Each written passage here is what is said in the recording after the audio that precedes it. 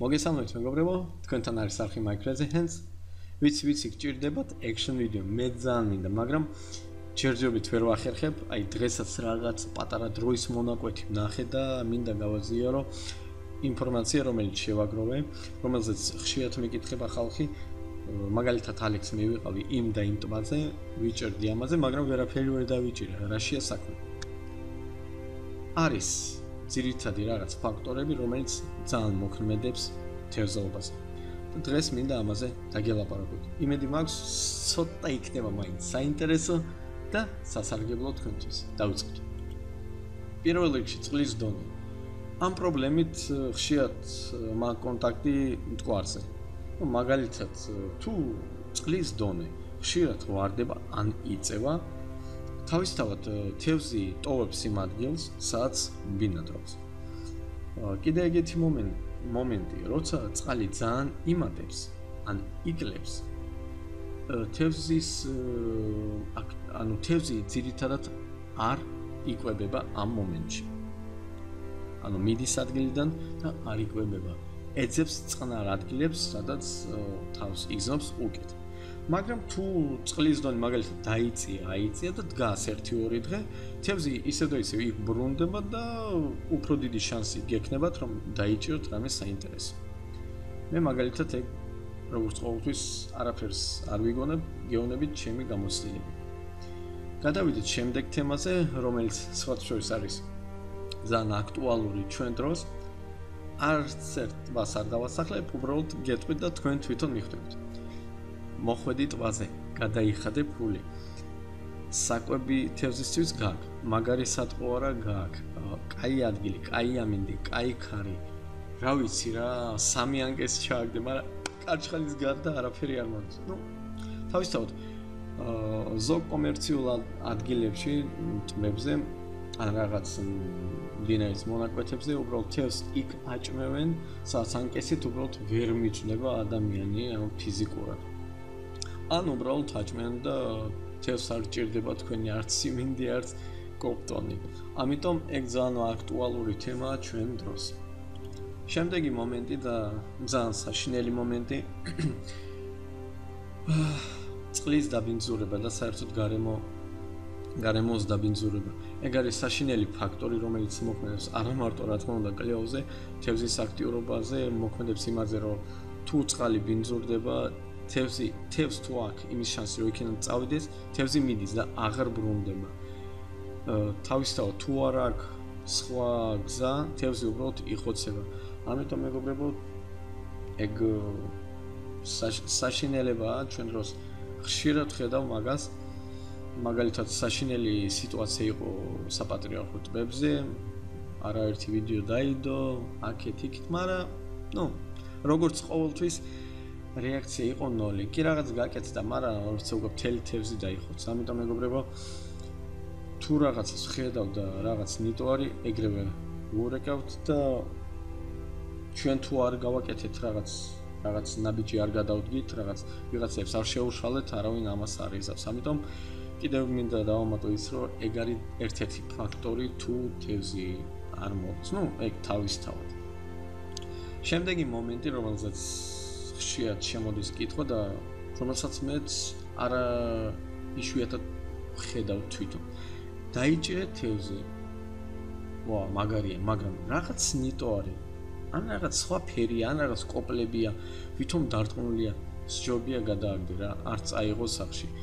ეგ როგორც აი მაგალითად როცა სოკოს ვეძებ, რაღაცა ვნახე, ვითომ ლამაზი სოკოა, კაი ხოშიანი.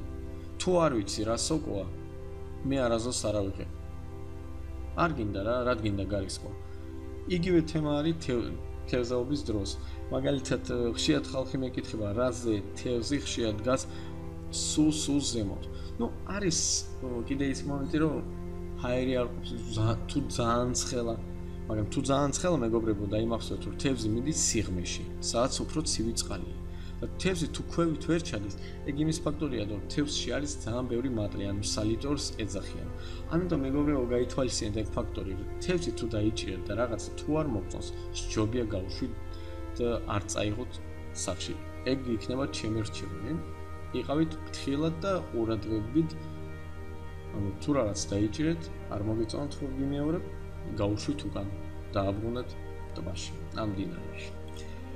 და რა თქმა უნდა, ეგ ერთ-ერთი კიდე საშინელი ფაქტორი, რომელიც განაუბრალოდ მოქმედებს თევზაობაზე, ეგ უბრალოდ ანადგურებს თევზაობას. პირველ რიგში ეგ ტრაინინგი. მოდის ღამის სეზონი, ხალხი დგას ტრაინინგობს, ინსპექცია ამობს, ერთ ტრაინინგზე არ არის ბრაკონიერობა. ნუ, ჩემთვის ეგ ვაფშე